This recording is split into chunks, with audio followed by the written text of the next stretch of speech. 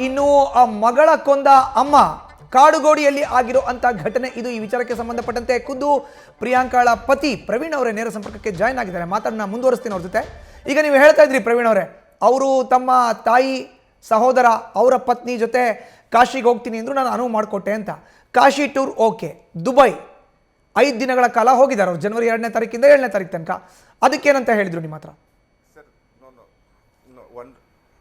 Sir actual ಆಗಿ ಇದು solo trip ಅಂತ ಹೋಗಿರೋದು ಕಾಶಿಗೆ ಹೋಗಿರೋದು ಸರ್. ಈ ಫ್ಯಾಮಿಲಿ ಟ್ರಿಪ್ ಆಗಿ ಹೋಗಿರೋದು ಜನವರಿ 2ನೇ ತಾರೀಕು ದುಬೈಗೆ ಸರ್. ಅದು ಓಕೆ. ಏನು ವೃತ್ತಿಯಲ್ಲಿ ತಾವೇನ್ ಮಾಡ್ಕೊಂಡಿದ್ರಿ? ಖಾಸಗಿ ಶಾಲೆಯ ಅದು ಅದು ಹೌದು ಸರ್. ಈಗ ಹೇಗೆ, ಈಗ ಮೋಹನ್ ಅವರ ಪರಿಚಯ ಆಯ್ತು, ನಿಮ್ಮನ್ನ ಏಕಾಏಕಿ ಬಿಡ್ಲಿಕ್ಕೆ ಏನೆಲ್ಲ ರೀಸನ್ ಹೇಳ್ತಾ ಇದ್ರು ಅವರು ನಿಮ್ಮ ಹತ್ರ? ಮನೇಲಿ ರಂಪಾಟ ಅಂತ ಹೇಳಿದ್ರಿ, ಏನ್ ವಿಷಯಗಳನ್ನ ಇಟ್ಕೊಂಡು ಅವ್ರು ಜಗಳ ಮಾಡ್ತಾ ಇದ್ರು ಸರ್? ನನಗೆ ಹೈ ಫೈ ಲೈಫ್ ಬದುಕಬೇಕು, ನನಗೆ ಈ ತರ ಅಡ್ಜಸ್ಟ್ಮೆಂಟ್ ಬದುಕಲ್ಲಿ ಇರಕ್ ಇಷ್ಟ ಇಲ್ಲ. ಅವನು 1000 ಕೋಟಿ ಒಡೆಯ ಅಂತೆ, ಅವನ ಹತ್ರ ಮರ್ಸಿಡೀಸ್ ಬೆನ್ಸು ಆಮೇಲೆ BMW ಕಾರ್ಗಳೆಲ್ಲ ಇದಾವೆ ಅವನ ಹತ್ರ. ಅಂದ್ರೆ 1-2 ಕಾರಲ್ಲ ಸರ್, ಏನೋ ರಾಶಿ ಕಾರ್ಗಳಿದಾವೆ ಅಂತ ಎಲ್ಲ ಅವಳು ನನ್ನ ಹತ್ರ ಹೇಳಿದ್ದು ಸರ್. ಆಮೇಲೆ ನನಗೆ ಈ ತರ ಇರಕ್ ನನಗೆ ಸಾಧ್ಯನೇ ಇಲ್ಲ, ನನಗೆ ಅಡ್ಜಸ್ಟ್ಮೆಂಟ್ ಲೈಫ್ ಬೇಡ, ನನಗೆ ಹೈ ಫೈ ಲೈಫ್ ಬೇಕು, ಈ ಶಾಪಿಂಗ್ಗಳು ಹೋಗ್ಬೇಕು, ದಿನ ಶಾಪಿಂಗ್ ಹೋಗ್ಬೇಕು, ತಿರುಗಾಡ್ತಾ ಇರಬೇಕು. ಆ ಥರದ್ದು ಯಾವುದೋ ಅಂದ್ರೆ ಇವಾಗ ನಮ್ಮಲ್ಲಿ ನಾವು ಇರೋ ಮಿಡ್ಲ್ ಕ್ಲಾಸ್ ಅವರು, ನಾವು ಯಾವ್ದಾರ ಹಬ್ಬ ಹುಣ್ಣಿಮೆ ಆ ಥರ ಬಂದಾಗ ನಾವೇನೋ ಬಟ್ಟೆ ತೊಗೊತೀವಿ, ದಿನ ಹೋಗಿ ಬಟ್ಟೆ ತಗೊಳ್ಳೋಂಥದ್ದು ಏನಿದೆ ಸರ್ ನಮಗೆ? ಆ ಥರ ಎಲ್ಲ ಇರಲಿಲ್ಲ, ನಾವು ಆ ಥರ ಇರಲಿಲ್ಲ. ಅದು ಅವಳಿಗೆ ಇಷ್ಟ ಇರಲಿಲ್ಲ ಅಂತ, ಈ ಥರ ಲೈಫ್ ಬದುಕೋದು ನನಗೆ ಇಷ್ಟ ಇರಲಿಲ್ಲ ಅಂತೆ. ಅದಕ್ಕೆ ಅವ್ನು ಚೆನ್ನಾಗಿ ನೋಡ್ಕೊಂತ ನನ್ನ ಅಂತ ಹೇಳ್ಬಿಟ್ಟು ಅವನ ಜೊತೆಗೆ ಅವಳು ಹೋಗಿದ್ದು ಸರ್ ಅವಳು. ಆಮೇಲೆ ಸರ್ ಇದೆಲ್ಲ ನಡುವೆನು ಫೆಬ್ರವರಿ ತಿಂಗಳಲ್ಲಿ ನಮಗೆ ಲಾಯರ್ಸರು ಒಂದ್ಸತಿ ಹೇಳಿದ್ರು ಸರ್, ಸುಮ್ಮನೆ ಅವ್ರು ಫೋನ್ ಮಾಡಿಬಿಟ್ಟು ನಿಮಗೆ ಟ್ರಿಗರ್ ಮಾಡಿಬಿಟ್ಟು ನೀವು ಜೋರಾಗಿ ಬೈದ್ರೆ, ಏನೋ ಜೋರಾಗಿ ಮಾತಾಡಿದರೆ ನೀವು ಅದನ್ನ ರೆಕಾರ್ಡ್ ಮಾಡಿಬಿಟ್ಟು ಆಮೇಲೆ ಕೋರ್ಟಲ್ಲೆಲ್ಲ ನಿಮ್ಮನ್ನ ಡಿಸ್ಪ್ರೂವ್ ಮಾಡೋದಕ್ಕೆ ಯೂಸ್ ಮಾಡ್ತಾರೆ, ನೀವು ಅವ್ರ ಹತ್ರ ಕಮ್ಯುನಿಕೇಟ್ ಮಾಡಬೇಡಿ, let the lawyers do the talking ಅಂತ ಹೇಳಿದ್ರು ಸರ್ ನಮಗೆ. ಸೊ ಆ ಟೈಮಲ್ಲಿ ಲಾಸ್ಟ್ ಟೈಮ್ ನನಗೆ ಅವಳ ಹತ್ರ ಮಾತಾಡಿದ್ದಾಗ ನಾನು ಹೇಳಿದ್ದೆ ಅವಳಿಗೆ, IVF ಮಾಡಿಸ್ಕೊಳಕ್ ಹೋಗ್ತಾ ಇದೆಯಾ ನೀನು? IVF ಮಾಡಿಸಿದ್ರೆ ಟ್ವಿನ್ಸ್ ಮಾಡ್ಕೊಂತಾರೆ ಸರ್ ಅದರಲ್ಲಿ. ಸೊ ನೀನು IVF ಮಾಡಿಸ್ಕೊಳಕ್ ಹೋಗಿದ್ದೆ ಅಂದಮೇಲೆ ಅಟ್ಲೀಸ್ಟ್ ಇವಾಗಾದ್ರೂ ಪಾಪು ಕೊಟ್ಬಿಡೆ, ನಾನು ನೋಡ್ಕೊಂತೀನಿ, ನೀನ್ ಏನಾದ್ರೂ ಮಾಡ್ಕೊ, ನೀನು ನನ್ನ ಮಕ್ಳು ಇಬ್ರು ನಾನೇ ಸಾಕಂತೀನಿ ಅಂತ ಹೇಳಿದ್ದೆ ಸರ್ ನಾನು ಅವಳಿಗೆ. ಆದ್ರೆ ನನ್ನ ಮಾತು ಮೀರ್ಬಿಟ್ಟು ಇದು ಮಾಡ್ಬಿಟ್ಲು ಸರ್, ಈ ತರ ಕೆಲ್ಸಗಳು ಮಾಡ್ಬಿಟ್ಲು ಸರ್. ಹೇಗೆ ಡೌಟ್ ಬಂದಿದ್ದು ನಿಮ್ಗೆ? ಮಗಳನ್ನ ಕೊಲೆ ಮಾಡಿರೋದು ಇವರೇ ಅನ್ನೋ ಡೌಟ್ ಬಂದಿದ್ದು ಹೇಗೆ? ಜೊತೆಗೆ ಮೋಹನ್ ಅವರ ಪತ್ನಿ ಇಲ್ವಾ, ಅವ್ರ ಫ್ಯಾಮಿಲಿ ಇಲ್ವಾ? ಸರ್ ಮೋಹನ್ನಿಗೆ 12 ವರ್ಷ ಮುಂಚೆ ಅವನು ಚಂದನ ಅಂತ ಒಂದು ಲೇಡಿನ ಲವ್ ಮ್ಯಾರೇಜ್ ಆಗಿರೋದು ಸರ್. ಅವನಿಗೆ 3 ಜನರು ಮಕ್ಕಳು, ಒಂದು 6 ವರ್ಷದ್ದು ಒಂದು ಹೆಣ್ಮಗು, ಅವಳಿ ಜವಳಿ ಗಂಡು ಹೆಣ್ಣು 2.5 ವರ್ಷದ್ದು ಮಕ್ಕಳು ಸರ್. ಅವನಿಗೆ 3 ಮಕ್ಕಳು ಸರ್. ಅವನಿಗೆ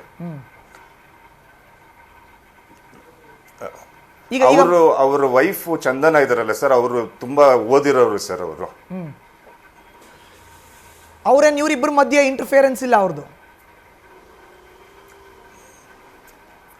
ಇಲ್ಲ ಸರ್, ಅವರು ಕಾಡುಗೋಡಿ ಪೊಲೀಸ್ ಸ್ಟೇಷನ್ ಅಲ್ಲಿ ಇವನ್ ವಿರುದ್ಧ, ಪ್ರಿಯಾಂಕಾ ವಿರುದ್ಧ ಕಂಪ್ಲೇಂಟ್ ಕೊಟ್ಟಿದ್ದಾರೆ ಸರ್. ಅವರು ಕೊಟ್ಟಿದ್ದಾರೆ, ಈ ತರ ನಮ್ದು ಫ್ಯಾಮಿಲಿ ಎಲ್ಲ ನಾಶ ಮಾಡ್ತಿದ್ದಾಳೆ ಇವಳು ಪ್ರಿಯಾಂಕಾ ಅನ್ನೋಳು ಬಂದ್ಬಿಟ್ಟು ಅಂತೆಲ್ಲ ಇವ್ರ ಮೇಲೆ, ಯಾರು ಮೋಹನ್ ಮೇಲೆ ಮತ್ತೆ ಪ್ರಿಯಾಂಕಾ ಮೇಲೆ ಆಯಮ್ನು ಕಂಪ್ಲೇಂಟ್ ಕೊಟ್ಟಿತ್ತು ಸರ್. ಅದು ಕೊಲೆ ಮಾಡಿದ್ದೆ ಹೇಗೆ ಗೊತ್ತಾಗಿದ್ದು ನಿಮ್ಗೆ? ಈಗ ವೆನಿಲಾ ವಿಚಾರಕ್ಕೆ ಮಾತಾಡೋದಾದ್ರೆ ಹೇಗೆ ಗೊತ್ತಾಯ್ತಿದ್ದು ನಿಮ್ಗೆ? ಡೌಟ್ ಬಂದಿದ್ದು ಹೇಗೆ? Yes sir.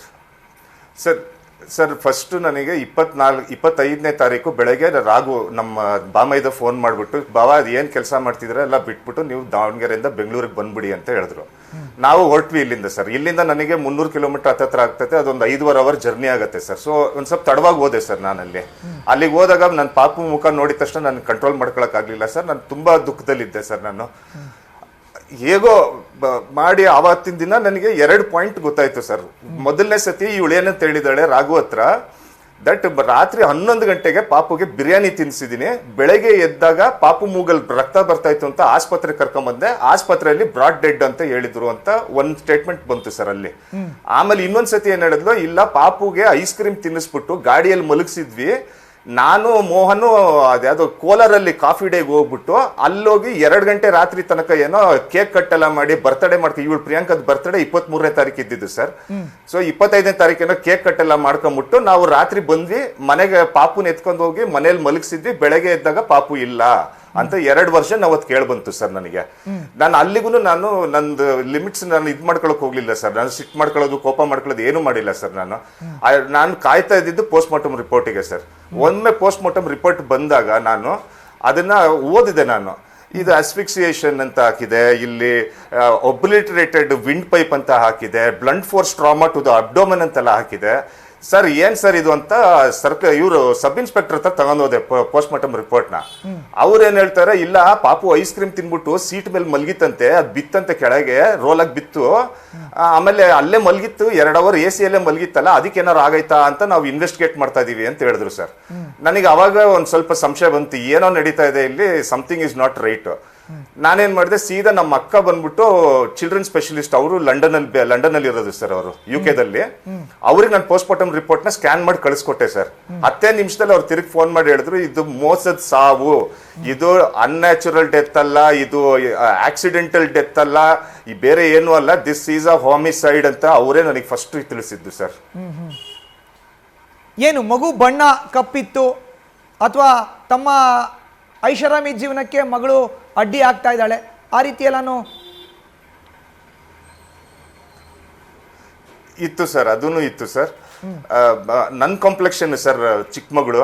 ನನ್ನ ದೊಡ್ಡ ಮಗಳು ಬಂದ್ಬಿಟ್ಟು ಅವ್ರ ಒಂಥರ ಟೊಮೊಟೊ ಹಣ್ಣು ತರ ಇದಾರೆ ಸರ್, ಅವರು ಚೆನ್ನಾಗಿದ್ದಾರೆ ಸರ್. ಅವರು ಈ ಎಮ್ಮನ್ ಸ್ವಲ್ಪ ಡಾರ್ಕ್ ಸ್ಕಿನ್ ಕಾಂಪ್ಲೆಕ್ಷನ್ ಸರ್. ಅದಕ್ಕೂ ಒಂದ್ ಸ್ವಲ್ಪ ಅವಾಗ ಫ್ರಿಕ್ಷನ್ ಆಗ್ತಾ ಇತ್ತು, ಬಟ್ ತುಂಬಾ ದೊಡ್ಡದಾಗಿ ಏನು ಯಾವತ್ತೂ ಗಲಾಟೆ ನಡೆದಿರ್ಲಿಲ್ಲ. ಆದ್ರೆ ಈ ಲೈಫ್ ಸ್ಟೈಲ್ ಬಗ್ಗೆ ಮಾತ್ರ ಅದು ಆಲ್ಮೋಸ್ಟ್ ಎವ್ರಿ ಟೈಮ್ ನಮ್ಗೆ ಗಲಾಟೆಗಳು ನಡೀತಾ ಇತ್ತು ಸರ್. ಅದು ಓಕೆ, ಕೊನೆಯದಾಗಿ ಏನು ಹೇಳಕ್ಕೆ ಇಷ್ಟಪಡ್ತೀರಿ ಈ ಪ್ರಕರಣಕ್ಕೆ ಸಂಬಂಧಪಟ್ಟಂತೆ ಪ್ರವೀಣ್ ಅವರೇ? ಸರ್, ಹೇಗಾದ್ರೂ ಮಾಡಿ ನನ್ನ ಮಗಳಿಗೆ ನ್ಯಾಯ ಕೊಡಿಸಿ ಸರ್, ಇನ್ನೇನು ಬೇಡ ಸರ್. ನನಗೆ ACP ರೀನಾ ಮೇಡಮ್ ಅವರು sir, Whitefield station ACP Reena madam ಅವರು, Kadugodi circle inspector Govardhan sir, ಆಮೇಲೆ IGP Lokayukta A Subrahmanyeshwar Rao sir, ಇವ್ರು 3 ಜನರು ಹೀರೋಗಳು ಸರ್ ನನ್ನ ಮಗಳ ಬಾಳಿಗೆ. ಇವಾಗ ಅವ್ರು ನಿಂತು ಇದೇನೋ ಮಾಡಿದ ಮೇಲೆ ಇದು ಪ್ರಕರಣ ಬೆಳಕಿಗೆ ಬಂದಿದೆ ಸರ್, ಇಲ್ಲಾಂದ್ರೆ ಇದು ಯಾವತ್ತೋ ಮುಚ್ಚೋಗ್ಬಿಟ್ಟಿರೋದು ಸರ್ ಇದು. ಓಕೆ, ಧನ್ಯವಾದಗಳು ಪ್ರವೀಣ್ ಅವರೇ, ನೀವು ನ್ಯೂಸ್ ಫಸ್ಟ್ ಜೊತೆ ಮಾತನಾಡೋದಕ್ಕೆ. ಇದು ಒಟ್ಟಾರೆ ಬೆಂಗಳೂರಿನ ಕಾಡುಗೋಡಿಯಲ್ಲಿ ಆಗಿರುವಂಥ ಪ್ರಕರಣ. ಈಗ ಆರೋಪಿತೆ ತಲೆ ಮರೆಸ್ಕೊಂಡಿದ್ದಾರೆ. ನ್ಯೂಸ್ ಫಸ್ಟ್ ನಿರ್ಭೀತಿಯಿಂದ ನಿಮ್ಮ ಪರವಾಗಿ.